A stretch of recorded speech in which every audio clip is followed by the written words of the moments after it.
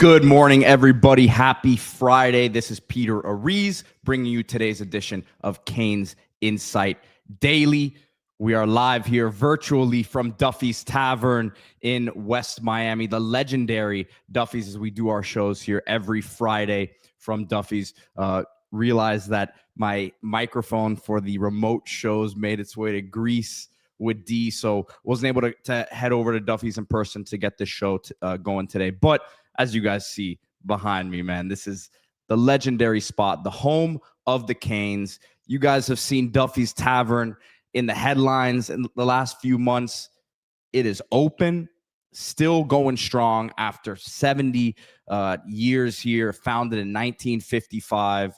But this is the home of the Hurricanes. So you look around the walls and you see here around me and behind me, this is what it looks like. This is you walk around, you see the legends, man. You'll see Dennis Erickson on the wall. You'll see Wayne Gretzky. So this is the vibe at Duffy's. Cold beer, great wings, burgers, everything else, man. Great place to watch NFL games. You got the Sunday ticket going on here. In terms of the bye week, I'll probably head over to Duffy's tomorrow to be watching some games. I'm gonna take advantage of this bye week. I'm playing some golf tomorrow. I'm gonna be watching these games. So excited to get Aman Richards on here with me in just a moment. Aman, who normally joins us on Tuesdays during the season, will be on with me today shortly. And as you guys know, D's been out of the country here for some family stuff, and I've been holding it down, man, as best as I can. So remember to hit that like button, subscribe to the channel. As always, Duffy's, just around, this is Duffy's Tavern. There's other Duffy's out there, but we're looking for Duffy's Tavern, 2108 Southwest 57th Avenue. Accepting credit cards now. I know a lot of you guys who have been to Duffy's in the past, maybe went to school down here, and you're back at home or back wherever you call home now. Remember, Duffy's used to be cash only. Accepting credit cards now, so even easier access than before. Come check it out, man. Duffy's Tavern. Again, virtual today, but normally every Friday doing our shows from there. And definitely will be over there this weekend watching some football on the bye week for Miami. So Aman will be joining me here in a few minutes, but I wanted to get into, before that, a review here, or for me, it's a first watch, because a Miami commitment put out their senior film a couple days ago, through 4 games, I should say. So early in the season, but this is a guy that I've heard a ton of buzz about. I pretty much week by week am watching all these commits huddles. So not all of them have commits, whether not all of them have highlights every week, whether they didn't do much in a certain game, whether or not they didn't play, they didn't have a game, whatever the case may be. Or some of them just don't upload the highlights until midway through or later in the season, like Cortez Redding, John Tavius Wyman did the same thing and was really impressed with both of those guys' tape. But Ashari Charles, defensive line commit, edge commit for Miami, from what I estimate and just talking to people around the program, they're very, very excited about this guy. Florida State was making a push early in the season here. He was going to go visit there for the Alabama game. Jason Taylor shut that down and got him to kind of solidify things there. Listed at 230, closer to 245 range from what I understand. And I'm going to pull these. I have heard tremendous things about what he's done this season. But like I said, I hadn't seen it on Huddle yet, and I haven't been to a live game for him. So I'm going to pull them up now. We're going to watch this together for the first time. I mean, some of you guys may have watched the first 4 games highlights already, but again, he put these out 2 days ago. So we are going to watch them together. And here he is right there at the top of the screen.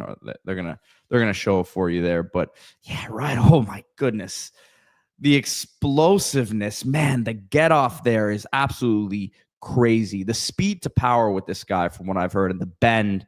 But you just saw that explosive ability, man. That first step was elite, man. You guys let me know in the comments what you think here. But again, man, and look, this is you see this again, speed to power right there. I'm just I'm kind of just like watching this like wide-eyed right now because this guy is dominating. It's about what I would have expected based on what people have told me about his film. Because look, the coaches are watching the film week to week. Even if it's not publicly available, they have access to the huddle and they're able to watch this stuff. Yeah, this guy's as elite as it gets. What's his rating? He's a top 150 recruit on 247 and 199 on the composite. I don't know how you watch this guy and don't say top 100 player in the country. Let's see him here on the goal line. Ooh, he's quick. He's got some really good instincts, it looks like. And once, my goodness, you get this guy with Jason Taylor. Look at him chase here, looking like Marquise Lightfoot right there. Yeah, dude, this guy is elite. You see him making plays in the run game there. Once you continue to get this guy some strength, get him some good weight on, it's to me it's going to be scary. Clutch says he's elite, and again, guys, this is 4-game highlights, so he's still got. His tape at the end of the year will have 6 to 8 more games on it, most likely. You see him chasing from the backside here. I think he could be really good as a spy because you see his quicks, but to me, I want him getting off that line of scrimmage. And again, the speed to power, he has these tackles so off balance because they're waiting for that speed move for him to bend around the edge there to make a quick move inside, that they're so off balance. As soon as he tries to just run right through him with a bull rush, it's over with. Kermit Russell says violent with power and speed. Yes, please. This is a guy who I expect to be a pretty early sort of rotational piece at Miami. You see him again chasing from the backside. And that's great stuff, man. That's really, really great stuff. As the dog is normally barking in the background. I don't know if you guys can hear the toy in the background now squeaking. If so, then I will try to stop that as best as I can. But yeah, that was impressive, guys. That was really, really impressive. Aaron Frazier saying Lowe and Lightfoot are next. Lightfoot is playing for a reason. And Lowe obviously out this year with that shoulder injury. I believe it's a labrum for him that got the surgery. They're very, yes, the squeaky toy is being heard. Hold on 1 second. Let me try to handle. Let me see if I can get the dog to bring the toy over here to put an end to that real quick. But no, guys, that was very impressive right there from Ashari Charles. If you're not watching on video right now, I highly suggest go to watch that. This is a player. Again, Miami is working on the defensive line. Well, I'm going to watch Frederick Saintis now in a second. We got that commitment done a couple nights ago. I believe it was at Duffy's 2 Fridays ago that D-Money said, hey, keep an eye on this kid. Miami's really making a push. If you guys are on the Discord, I've been saying for the last couple of weeks as well, Miami is really trying to get that one done. Florida State tried to make a late push there, but they kept them out of the equation. Hold on a second. One second.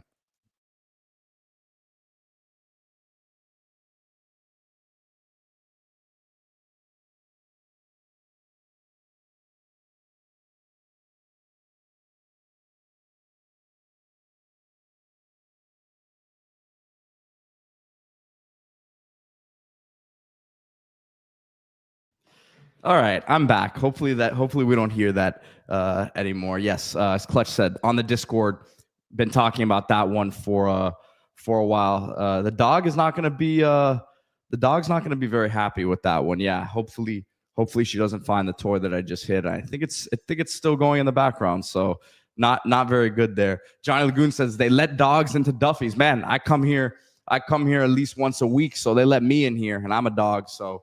As you guys see, I'm virtual today from Duffy's Tavern, but appreciate your support as always. And thank you as always to Anajar and Levine accident attorneys, the law offices of Anajar and Levine.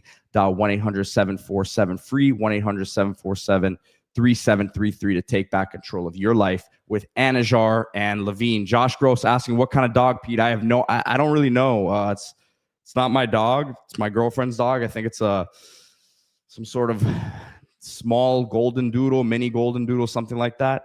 But yeah. So the next highlights I want to pull up here. Frederick Saintis, Miami commit, just committed a couple days ago. Steve Kim and I were talking about him yesterday on the show, and Steve said it best. This is a body type pickup, right? This is someone who very raw when it comes to not having played the game for more than 3.5 years, coming over from Haiti early in his high school career, has put on 40, 50 pounds in the last 6 to 8 months here. Former FAU commit. A lot of big time schools were coming into the equation for him here in the last couple months. Miami, by the way, actually offered this kid back in July. So essentially, this was not a new target for Miami. Miami's been working on this one, and this is a one-game highlight, but you see, first step, physicality. The word is he's close to 290 now, which you see how strong he looks just throwing guys. And yes, you never know what the other side is looking like in terms of the talent on that side of the ball. But man, you see him chasing here. You see how big he is. So you get this guy coached up by a Damian Lewis, who I think has done an absolutely fantastic job with those guys this year. The production he's gotten from Ahmad Moten, for example, David Blay. We've seen his impact in that Notre Dame game for starters there. You see him playing some offensive line here on this tape. And again, this is one game. Oh my goodness. He just obliterated that guy right there. So these are body types that Damian Lewis would really, I think, if he can keep getting guys like this, I don't want to say on the back end of the class, because obviously you want to still get some of these high-end 4-star guys, 5-star guys like a Tank Jones that they're trying to flip. And right here, Clutch actually asking that question. He said, what would you say is the deadline on Tank's flip timetable? Man, it's hard to put a deadline on it, but I'll say this. He was here Notre Dame. He was here Florida. Jason Taylor, I believe, is going to be seeing him today in Mobile at his game. A lot of the coaches will be on the road today. So you've now seen him 3 out of the last 5 weeks, essentially.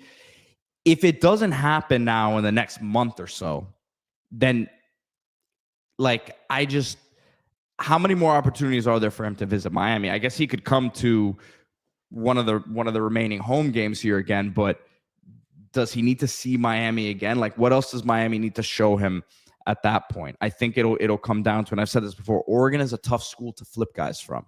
There's certain stuff NIL wise, and I'm not going to get into the specifics of it, and I'm not going to say I know all the details of it, but just talking to people around the business, so to speak, Oregon is a tougher place to get guys to flip from or to get out of their letter of intent. We saw Dallas Wilson had to do it last year with Florida, and I think there's an aspect of the player owes some money back sort of thing. So we'll see how that happens. We'll see what happens there. Again, I don't want to speak on situations that I don't know all the details of, but those are tough.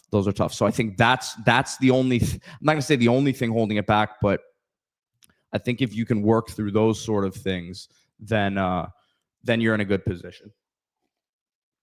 So again, Aman Richards is going to be joining me here momentarily, as he normally joins us on Tuesdays. He had some work stuff pop up earlier this week, so he's joining me here on this Friday morning as I'm live virtually from Duffy's Tavern. Excited to get Aman's thoughts in particular, and I'll just say it because we get so many comments about Jojo Trader. We are excited about the talent and the idea of what he could bring to this offense. But when you hear Mario Cristobal flat out say he needs to practice harder, I want to talk to Aman, who played the position, who Aman had early success, obviously, as the most heralded freshman receiver in Canes history. But I want to get his kind of perspective on what that means, right? And what does he need to show? Is it actually just an effort thing, or is that code for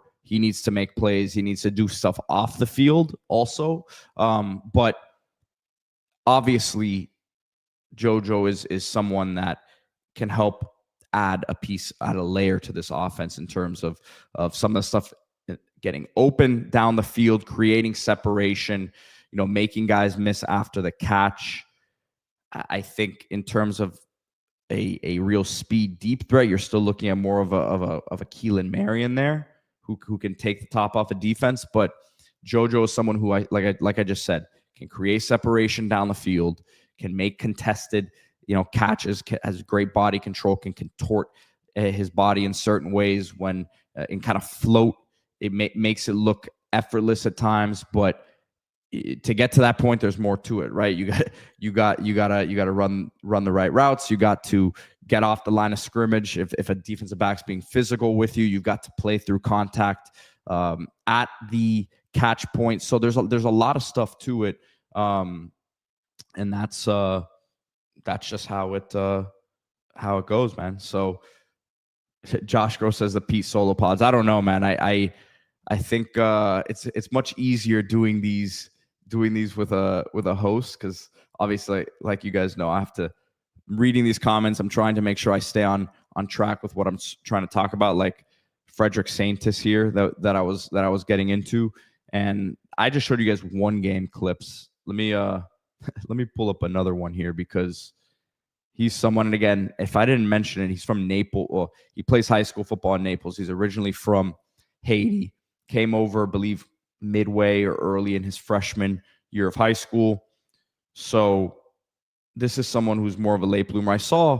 Interestingly, I saw ESPN NBA analyst, former GM Bobby Marks, tweeted something about Saintis being a really good person and not only a great football player, but it seems like he has some sort of ties to the high school that he's at, or the area in Naples. So here's another clip from about a month ago. You see him against the run. They're kind of taking on a couple guys. Johnny Lagoon asking, where do you think this class can rank ultimately? Top 10, top 5?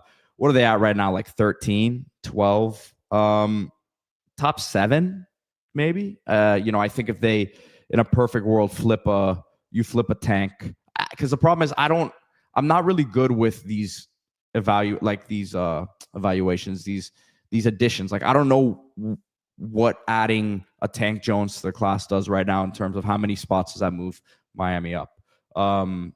Same thing with a Calvin Russell. If they're able to flip him, like, I don't know how that works, but okay, let's say you flip a Tank. Let's say you flip a Calvin Russell. Let's say you flip a Justice Fitzpatrick. Right, so that's 3 high-profile names right there. Those clips were great. That's 3 high-profile names right there. Who am I missing? Maybe add. I don't know that they add another offensive lineman right now. Brett Kaloja, he didn't visit for the Florida game. I thought that one might be more of a possibility. James Johnson, Trey Moore brings him up. I mean, he's someone that they're still on, but to me, that's a very tough one at this point. And I don't see, it's not that I don't see much traction happening there, but I will continue to say this. If something happens there, it'll be closer to signing day, my opinion. And just Miami reading the room there and saying, hey, he flipped already once from Georgia to Texas. If we get him to, if we try to push to get him to flip now, that leaves a whole lot of time for him to make another move, as he's shown he can do that before. So I think Miami's trying to be smart there and say, let's try to make that move later. When I say make the move, I think he was here for the Notre Dame game. Don't think he was here for UF. Nolan Wilson was here for the UF game as well. Alabama commit from Mississippi. So Queen City G saying, is Cooper a done deal to Texas?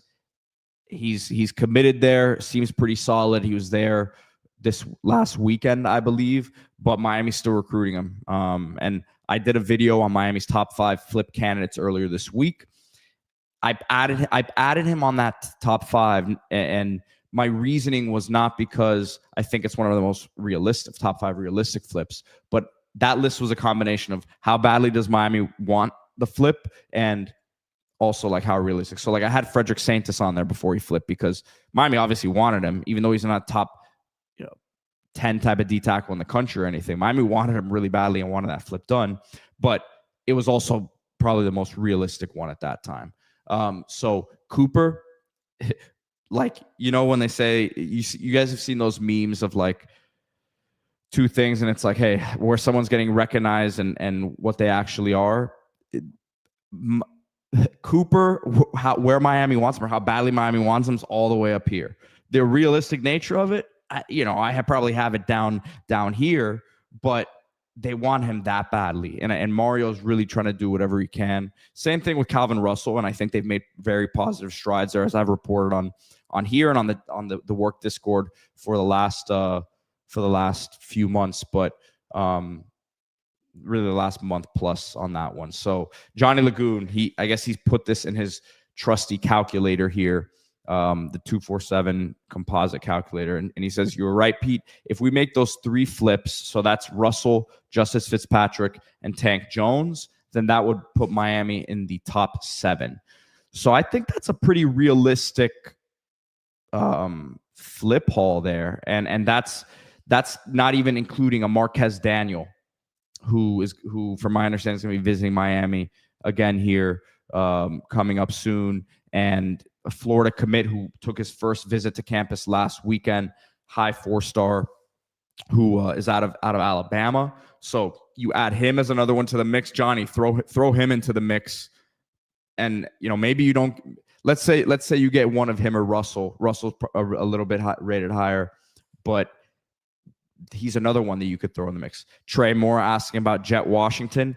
That one's still more of a long shot to me. Haven't seen any reports or I haven't heard of him visiting at all. So like I said the other day, that one's still until a guy gets on campus. I'm not going to expect them to be a realistic flip candidate. He's a candidate, and he was someone I had as like an honorable mention the other day on my show. But no, that's pretty much what I would say on that one. Playing Time says D-line and safety is where you need to spend money flipping right now.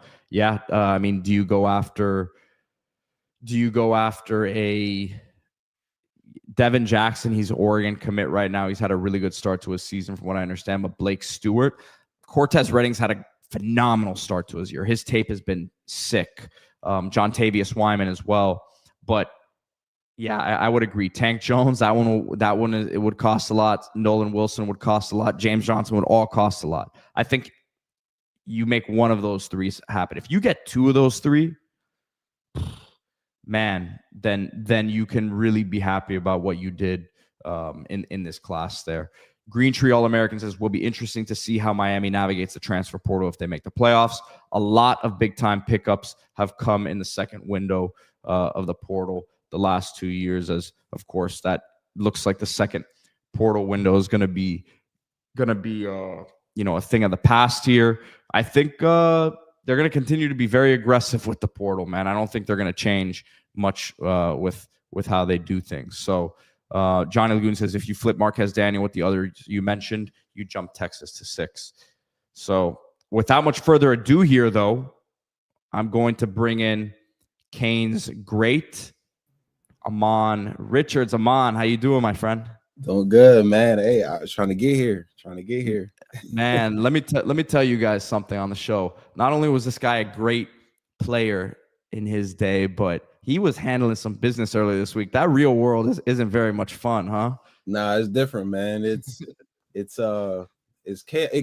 chaotic, especially when you're dealing with just people and scheduling and the whole typical work thing. So just managing all that, it gets hectic sometimes. Sometimes it's fire, sometimes it's celebrations.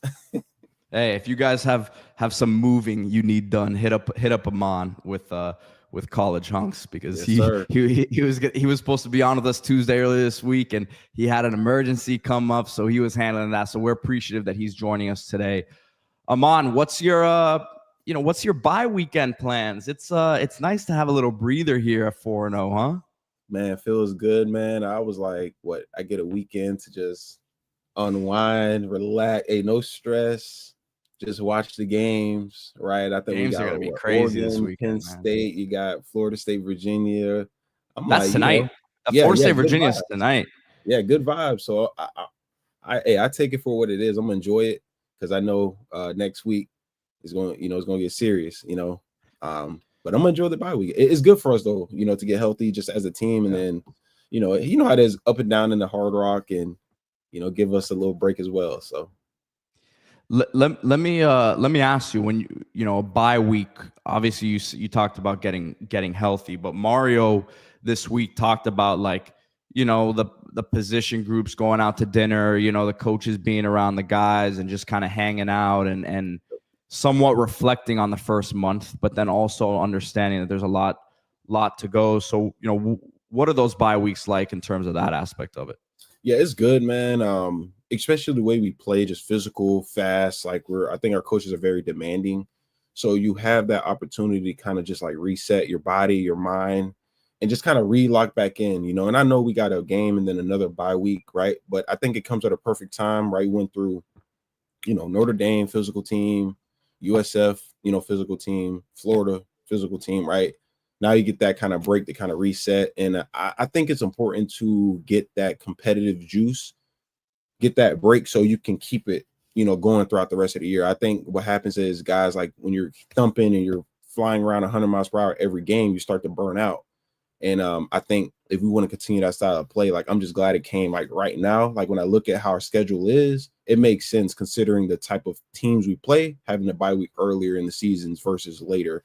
Because I think we're not going to play as physical as teams that we played in the first, 4 weeks so far.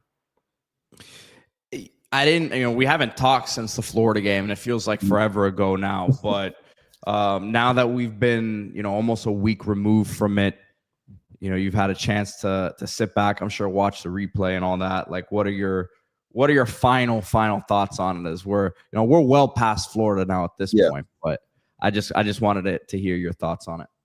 Watching back, I think it was different. Like when you're at the game, emotions are high, right? If there's an incompletion, it's like the end of the world, it seems like. But when you really go back and just watch it, yeah, we have a lot to clean up on offense, but it wasn't as bad as I originally thought.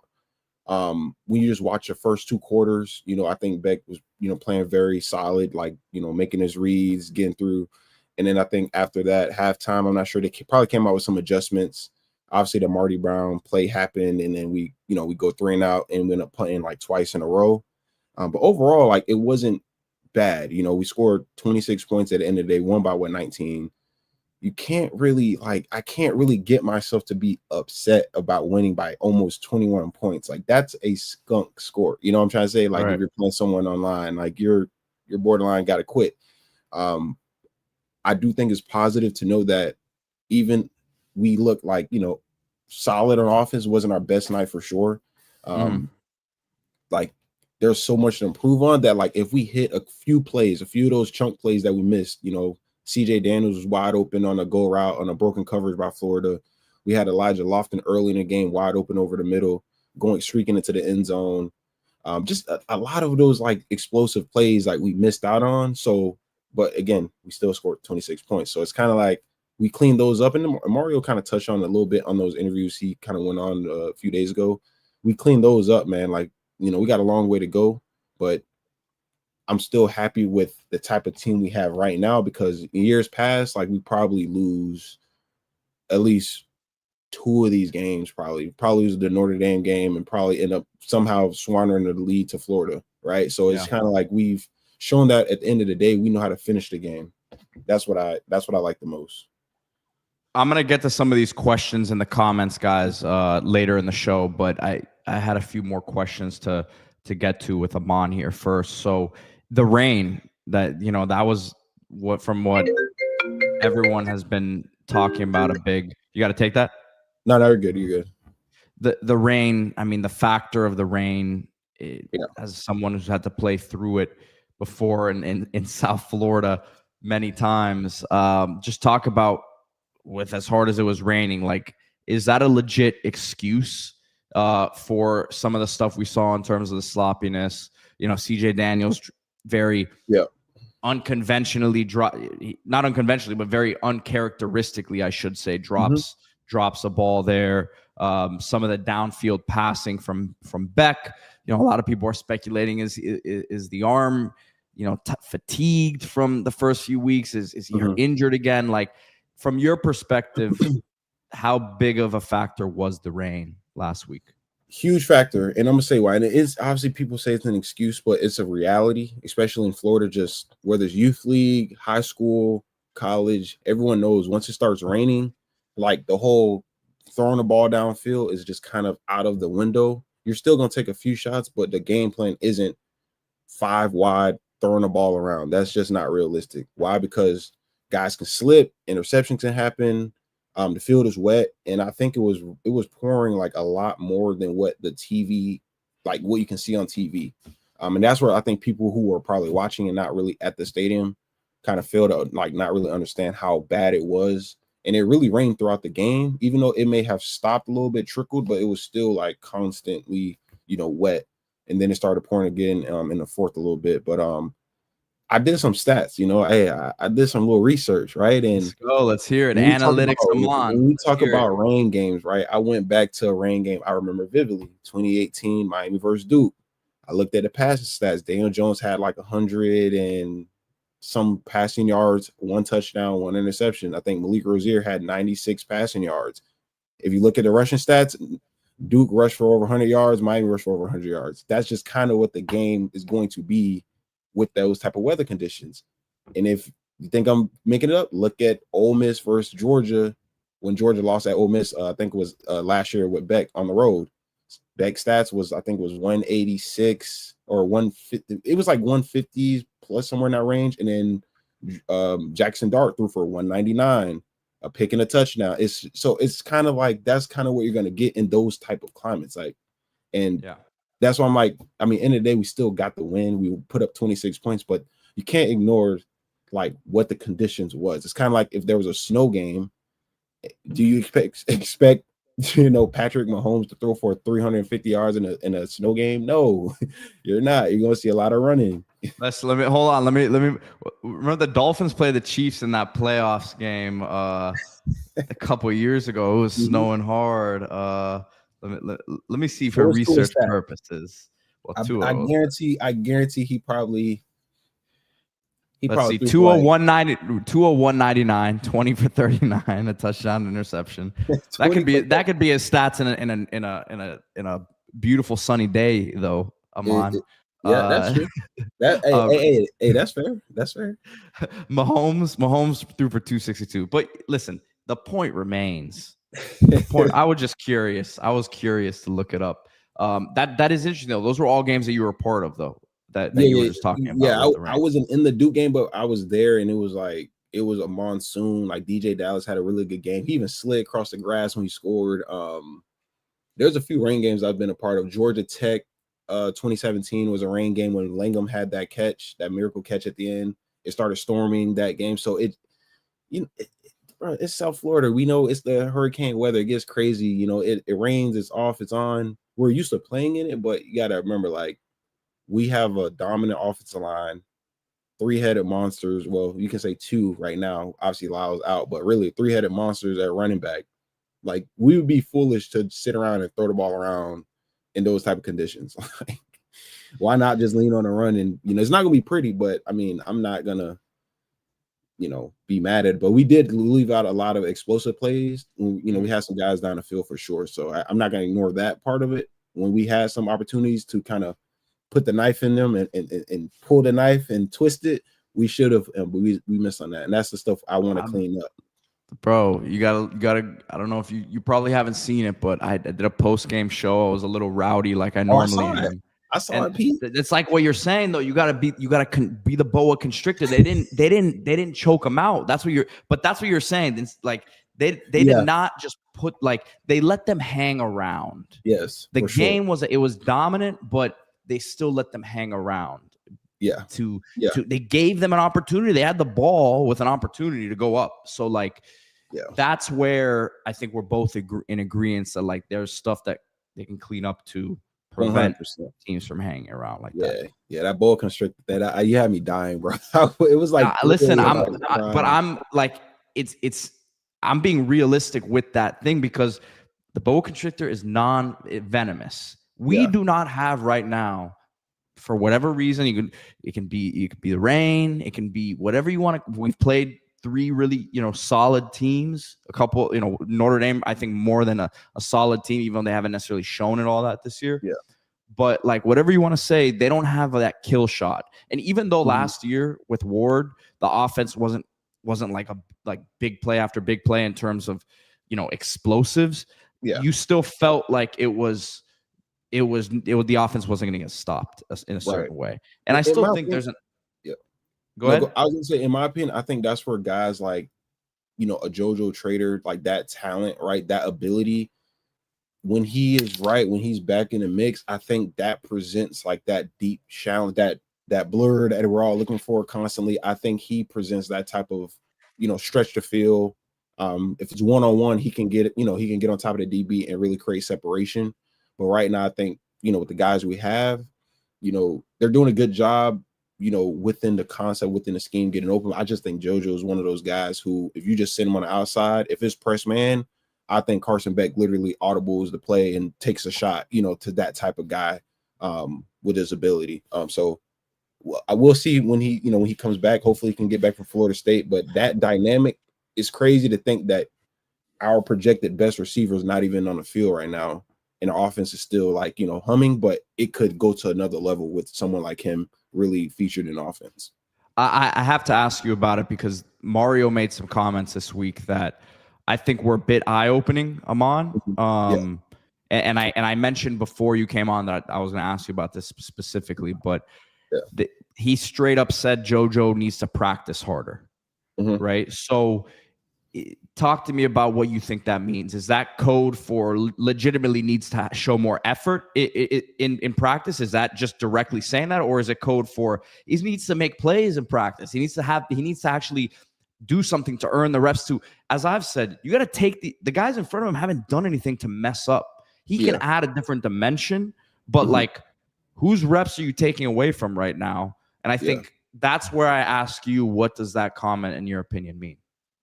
I think my honest opinion, I think that's more so like everyone on the staff knows, like, it's kind of like, okay, I'm gonna give you like not a scenario, but I'm gonna just try to break it down as simple as I can. You're projected to be the number 1 receiver coming into the year. You go through spring camp, you're finally healthy, you're killing it out there, you're reliable, you're like the go-to guy in the offense, and then you get, nicked up, right? Offense goes out. We played Notre Dame, Florida, all these big games. Receivers are still making plays. The freshmen are making plays. So you tend to kind of like feel like an outlier in a way, just trying to go through that rehab process, get back right. You probably don't feel right still. He comes back, was it USF game? I think he was in there, I believe. If I'm not mistaken. Or well, he was Notre Dame. I'm sorry, Notre Dame game. Yeah, Notre Dame. He was out there in Notre Dame, and they threw him they threw him the deep ball. They gave him a couple shots, targets. Right? Yeah, so it's like you go from that, and then like you're still nicked up. Offense is still humming. So I just think we have a type of way we want to practice, and I think the staff knows like we need you at this level during practice because this is the expectation like we need for you to play this type of level in the games. Like it's not like a go through the motions in practice and you show up on game day and you just hoot and you just go crazy. That's not really how it works in college. Like, and I know that from experience. Like I got hurt when 2017, I had my hamstring and I was trying to get back for that Syracuse game. I practiced, but it went at the level that I really should be practicing. So I went out there. I mean, I had 100 yards, but I had like 3 drops. Bad game, casual, like I was just off, you know what I'm saying? Like the mental, everything, I was just out of sync with the whole flow of the game. So I think that's where they're like, look, we're playing at this type of level right now. Like you need to practice like here in order so we can continue because we know you're talented, all that thing. But I think that's more so what it is. They just want to make sure he's pushing himself to the max. So when he does get in the game, like he's actually an impact player and not just going through the motions, or, you know, the offense takes a step back, I should say. But yeah, I don't think it was like anything like too negative. It's just more so like, look, we know you're practicing here, but we need you to take it to another level because we expect you to play at this level throughout the rest of the season. We need you to, so we can get to where we want to go. That's kind of what I've read it as.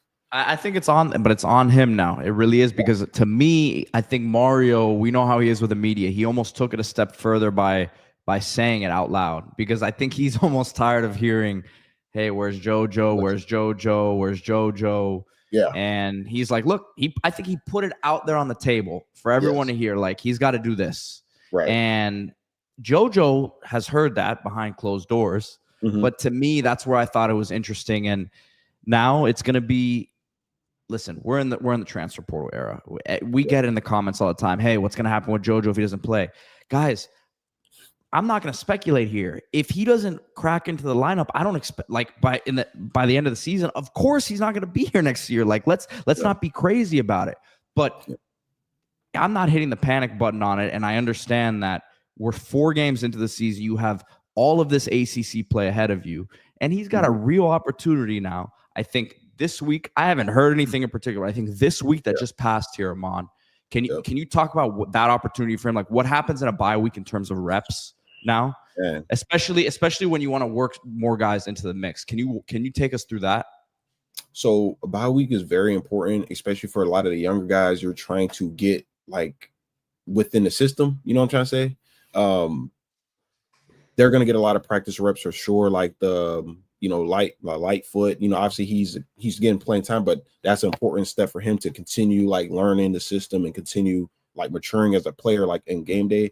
You know, the Booker pick is those young guys. You know, there is Josh Moore, another opportunity for him to, you know, get timing down with the quarterbacks. You know, do the vets get like, not to cut you off, but do the vets get like kind of like off days or like? So Mario might be different, you know what I mean? Yeah. But, you know, at least with Rick, like that bye week, you're going to still get your practice reps, but it's kind of like the intensity is a little different for like the first teamers, just a little bit, not too much. You're still going to do your normal stuff, but overall, like it's like the coach is really going to be harping on those younger guys, like making sure they're doing the right stuff, getting their reps.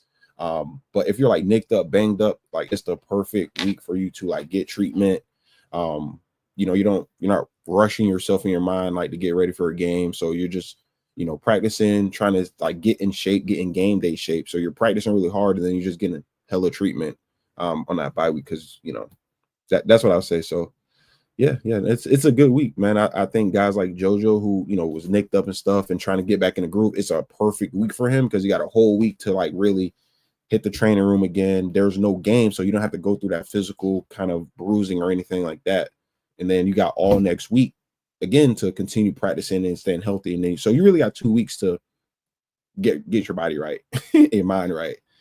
So Bleed Orange and Green says Jojo liked the Mario birthday post yesterday. There's no bad blood there. Just need to get him on the field.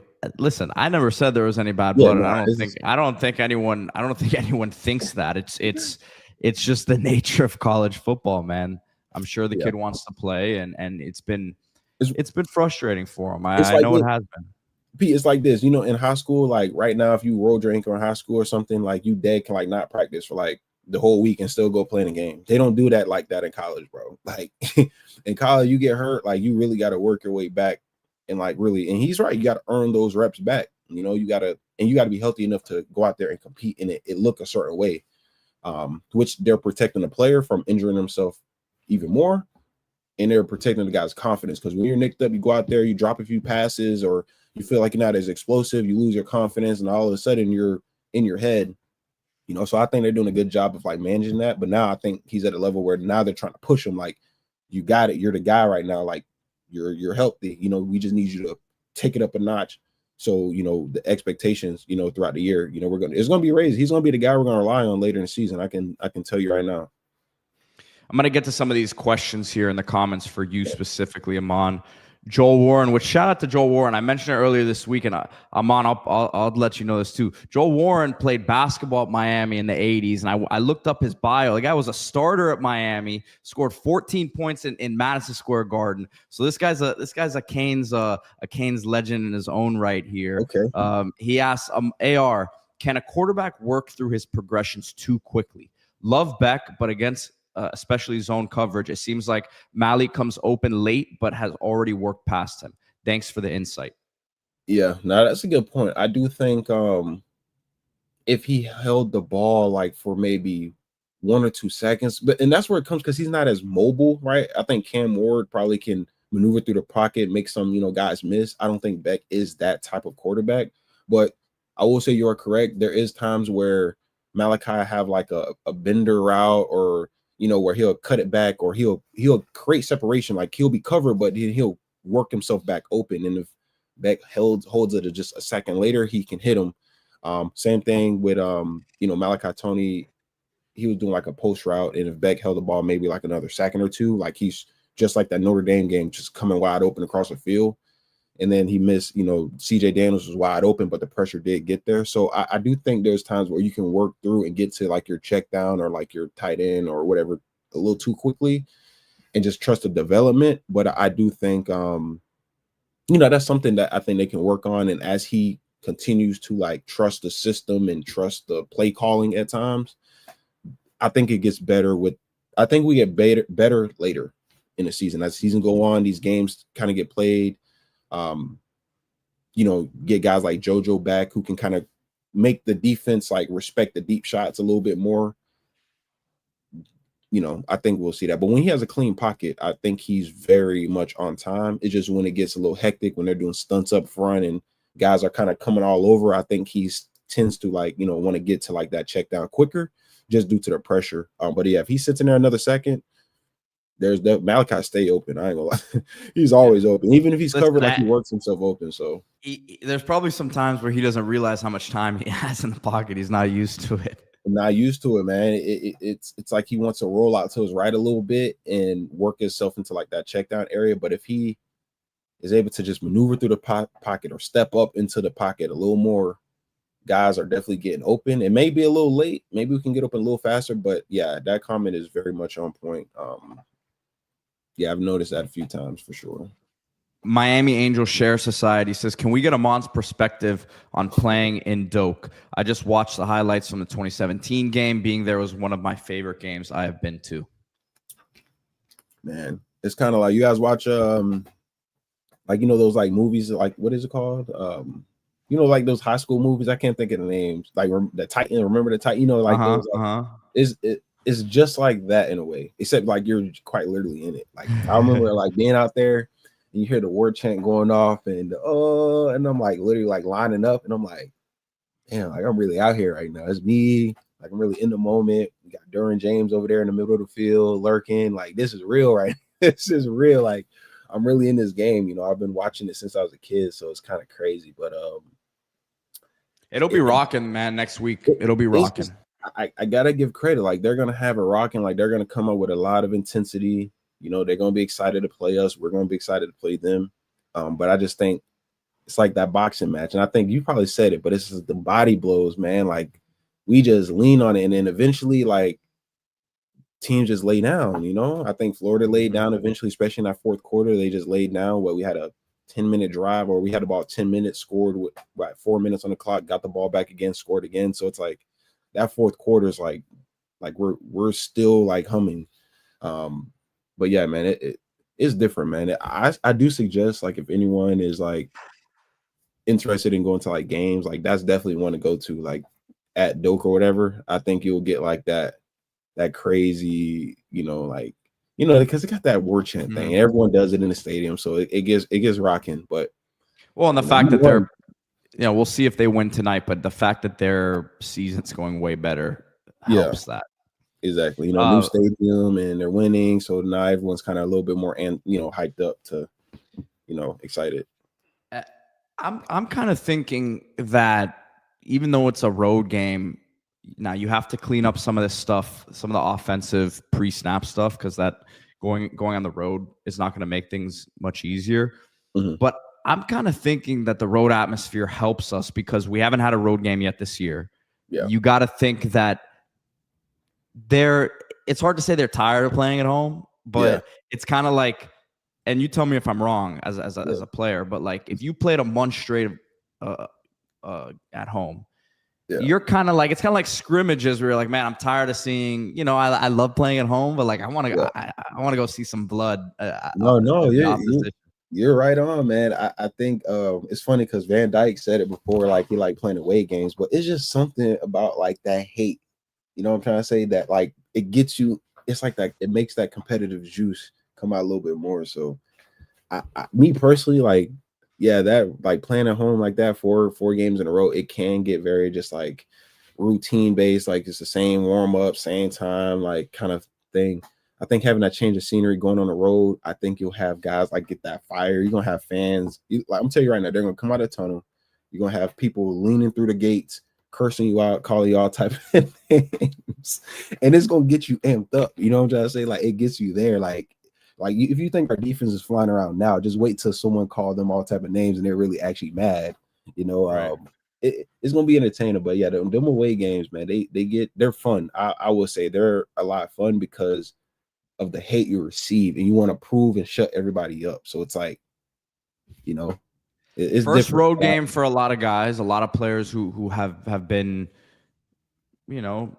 important contributors, but I think the core of the team is still veteran. So they should be good in that aspect. Kyle asking, what do you guys think about the ACC getting some national love? It's interesting because I wouldn't have thought the ACC would be getting this sort of love with a 1-3 Clemson and with an SMU that has 2 losses out of conference. So I guess is it Georgia Tech that obviously Miami's doing what Miami's doing, Florida State's doing what they're doing. Louisville, they have some tests coming up here.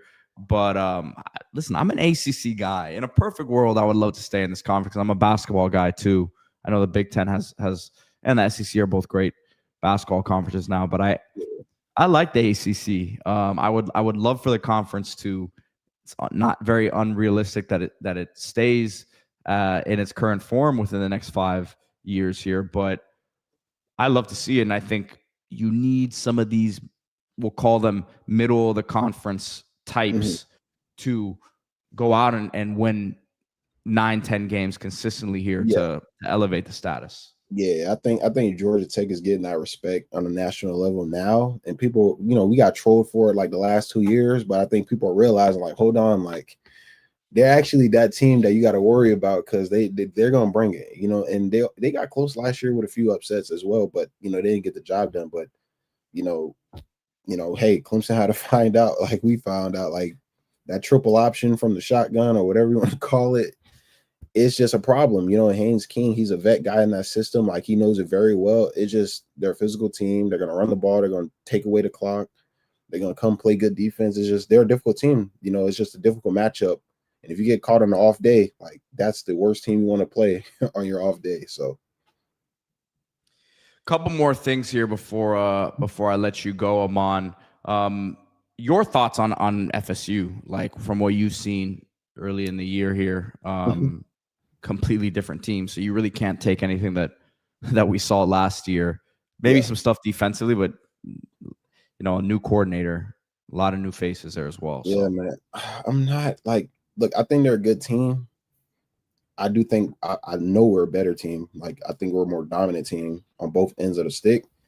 I just can't. I get it right now. Gus Miles on, he's coming in, new quarterback, team's trying to figure it out. But it's kind of like what I said about Lagway last year, going into this year.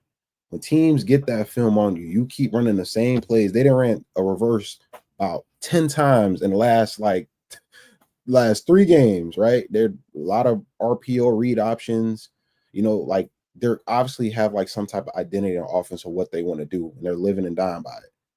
But the more you do it, it's going to get harder and harder and harder to execute that game plan. And I just don't think they have a quarterback who can really throw the ball and push the ball downfield. I don't think Castellanos is a pocket passer. I don't think he's accurate on any in-breaking routes, right? Any of your digs or your, mesh cons. That's why he got benched at Boston College. I don't think he's good at that. Right now they have him humming in the, using his legs. They're playing some weaker guys right now, so they're pushing the ball downfield. But when I really watch that Alabama game and I really watch it back, if Alabama just stayed the course and they didn't get past Happy, if you watch the beginning of the game, that first drive, what did they do? Run the ball, run the ball, run the ball between the tackles, pass and catch when needed. But mainly they controlled the line of scrimmage. And then they started getting pass happy and they started trying to throw the ball, and FSU got that momentum, right? They scored and it became a battle. And then their defense just kind of, I don't know what they started doing on defense, but I guess my point is that I think they're a good team, but I'm not I don't think they're an elite team. I just think they're playing really good. They're kind of catching their opponents early, catch them sleeping. But I think as the season go on, games are going to get tighter for them for sure. Joel Warren says, how does scout team quarterback change when prepping for someone like Tommy C? Do they put a shifty wide receiver as scout QB? Man, Malachi Tony would have been perfect for that. Go get someone like Nye Carr or someone, that's some fast guy that's agile, and they're gonna you giving Corey Heatherman 2 weeks to prep for essentially read options and quarterback powers and shit. I mean, I'm just saying, it just seems like this plays right into what we want to do. What's gonna help us.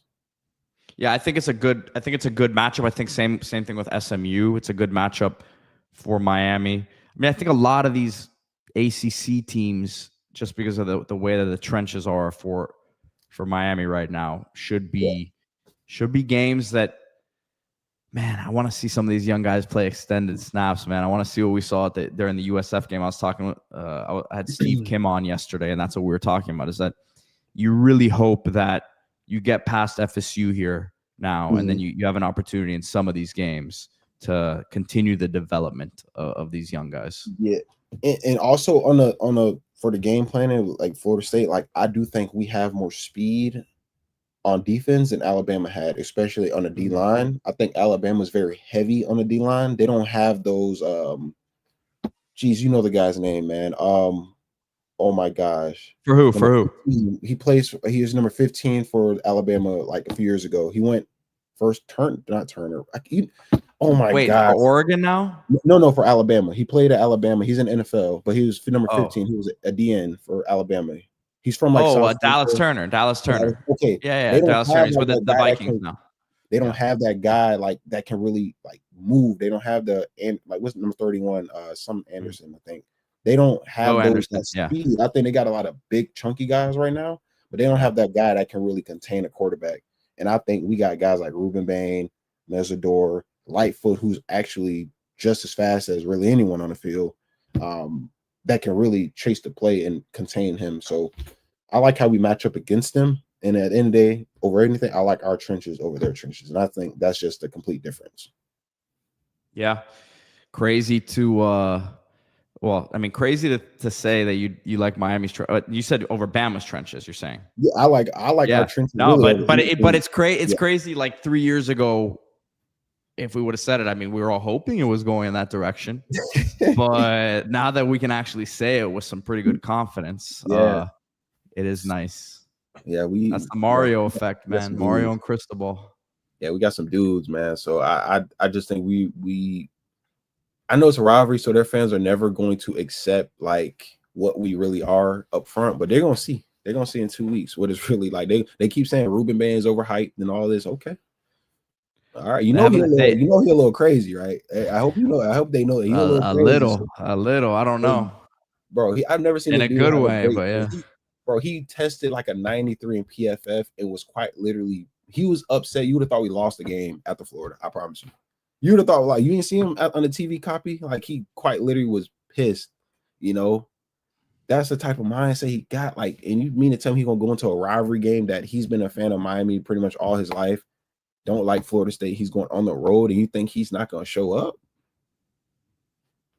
Listen, the mentality is way different, man. I think I'll say this from the outside looking in. Obviously, I'm not in that locker room, but they're locked in terms of they don't really, the praise stuff really, they really don't care for. I know Mario says they don't, but I think it's a bunch of guys who have felt like they've been disrespected a lot of their careers, and it's a wonderful mix to have right now. Yeah, we got picked on last year in the offseason. A lot of people was talking after they were hyping us up all year. As soon as the 2 L's came, it was a lot of trolling by the national media, a lot of "I told you so," a lot of "we knew this was going to happen." So I think it's kind of like everyone's like, okay, like we almost got to the top of that hill, but we know not to feed into that rat poison this time around, because we know how like the same people praising you now are going to be the same ones laughing and saying how sorry you were, and we knew this, you guys were going to lose. You escaped this game. You escaped Notre Dame. You escaped USF. You escaped Florida. You should, So I think mentally the staff is a little bit different. Like their mentality, you can see it, and then the players are just completely like on kill mode. Like they're on kill mode right now. So I like they are. They are. Aman, anything you want to plug here before I let you go? Yeah, man. I mean, so yeah, College Hunks, College Hunks 305. We're here in Miami. So anyone looking for moving, junk removal, call us. We're here. Like I said, we're based in Opelika. Any services, let us know, man. Just collegehunks.com, inquiry, send in a quote. You'll get a quote, junk moving, whatever. We here. We'll take care of you, And he goes to all lengths, man, to make sure it gets done. I can assure you of that. Aman, great seeing you, great talking to you today on the show, and we'll see you next week, man. Yes, sir, man. Go Canes as always. Appreciate you, brother. Go Canes, man. Talk to you later. Great stuff there from Ahmmon Richards. As always, joined us on Friday today, this week, but on Tuesdays during the season. So if you guys enjoyed that segment, every Tuesday, Aman joins D Money and I. Again, I'm holding it down for D as he's out of the country, as you guys may know. Spoke about it a few times this week. But it's bye week. And I know a lot of you guys, you tailgate. And if you tailgate, you should still go to this place as well. But on this bye week, we are going to be chilling at home, a lot of us. We're going to be getting on the grill. So where should you get your meats? Lomelos.com. If you're not local, you get nationwide fresh Wagyu beef delivered to your door. If you are local, Lomelos Meat Market, 9810 South Dixie Highway, right past Dayland, about 10 minutes from campus. And if you're ordering online, use that promo code CIS10 for 10% off. I believe they're also, if you drop that code in person, they're also giving you that 10% off.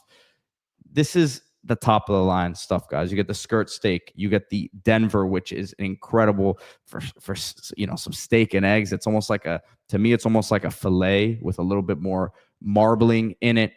You see the Wagyu here. You also get the prime beef. So if you don't want to splurge on the Wagyu, I get it. You still get top of the line prime beef. And again, use that promo code 10% off, or CIS10 for 10% off. And this is what the 5-star recruits are eating on campus, guys. Let me just let you guys know that when there's visits, when Mario does these barbecues at his house, where's the meat from? Lomelos Meat Market. Check out lomelos.com or go check them out in person. I promise you guys, you will not be disappointed. And as we were talking about Ruben Bain just a moment ago, I believe we have a big event happening at the Miami Hurricane team store here right across from campus, as we always have these great meet and greet events here. And let me pull it up here.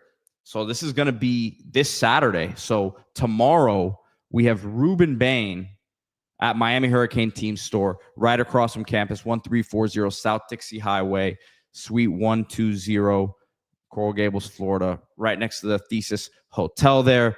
The great Ruben Bain will be in store. Canes Connection doing this event here at Hurricane team store. Be sure to go check out that event.